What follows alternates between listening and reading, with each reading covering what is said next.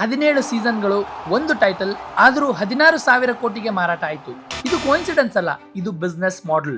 ಗೆಲ್ಲೋದು ಯಾಕೆ ಮುಖ್ಯ ಅಂತ ನೀವು ಯಾವತ್ತಾದ್ರೂ ಯೋಚನೆ ಮಾಡಿದ್ದೀರಾ?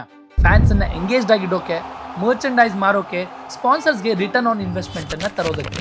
ಇವಾಗ RCB ಡೇಟಾ ನೋಡೋಣ. ಎಂಗೇಜ್ಮೆಂಟ್ ವಿಷಯದಲ್ಲಿ RCB ಕನ್ಸಿಸ್ಟೆಂಟ್ಲಿ IPL ನ ಟಾಪ್ 2 ಟೀಮ್ ನಲ್ಲಿ ಇರುತ್ತೆ. ಸೋತ ಸೀಸನ್ಗಳಲ್ಲೂ ಕೂಡ. ಪ್ರತಿ ಸೀಸನ್ ಅಲ್ಲೂ RCB ಜರ್ಸಿ ಟಾಪ್ ಸೆಲ್ಲರ್ಸ್ ನಲ್ಲಿ ಇರುತ್ತೆ. CSK ಗೆದ್ರೂ ಕೂಡ RCB ಹವಾ ಇದ್ದೇ ಇರುತ್ತೆ. ಡ್ರೀಮ್ 11, ಮುಥೂಟ್, ಬೋಟ್ ಎಲ್ಲಾ ಸ್ಪಾನ್ಸರ್ಸ್ RCB ಜೊತೆಗೆ ಇದ್ದಾರೆ. ಯಾಕೆಂದ್ರೆ RCB ಫ್ಯಾನ್ ಬೇಸ್ ಟ್ರಾನ್ಸಾಕ್ಷನ್ ಕೂಡ ಮಾಡ್ತಾರೆ. ಗೆಲ್ಲೋ ಟೀಮ್ ನ ಫ್ಯಾನ್ ಸ್ಯಾಟಿಸ್ಫೈಡ್ ಆಗ್ತಾನೆ, ಸೋಲೋ ಟೀಮ್ ನ ಫ್ಯಾನ್ ಡೆಸ್ಪರೇಟ್ ಆಗ್ತಾನೆ. ಡೆಸ್ಪರೇಟ್ ಆಗಿರೋ ಫ್ಯಾನ್ ಜಾಸ್ತಿ ಕಾಂಟೆಂಟ್ ಕನ್ಸ್ಯೂಮ್ ಮಾಡ್ತಾನೆ, ಜಾಸ್ತಿ ಮರ್ಚೆಂಡೈಸ್ ಖರೀದಿಸ್ತಾನೆ, ಜಾಸ್ತಿ ಇನ್ವೆಸ್ಟೆಡ್ ಆಗಿರ್ತಾನೆ.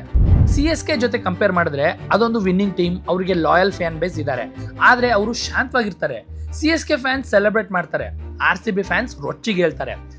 ಆಬ್ಸೆಷನ್ ನ ಮಾನಿಟೈಸ್ ಮಾಡಬಹುದು, ಆದ್ರೆ ಸೆಲೆಬ್ರೇಷನ್ ಅಲ್ಲ.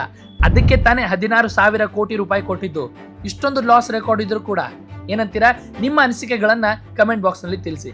ಇನ್ನಷ್ಟು ಇಂಟ್ರೆಸ್ಟಿಂಗ್ ಮತ್ತು ಇನ್ಫಾರ್ಮೇಟಿವ್ ಮಾಹಿತಿಗಳಿಗಾಗಿ ಜಾರ್ ಆಪ್ ಕನ್ನಡ ಪೇಜ್ ಅನ್ನ ಫಾಲೋ ಮಾಡಿ.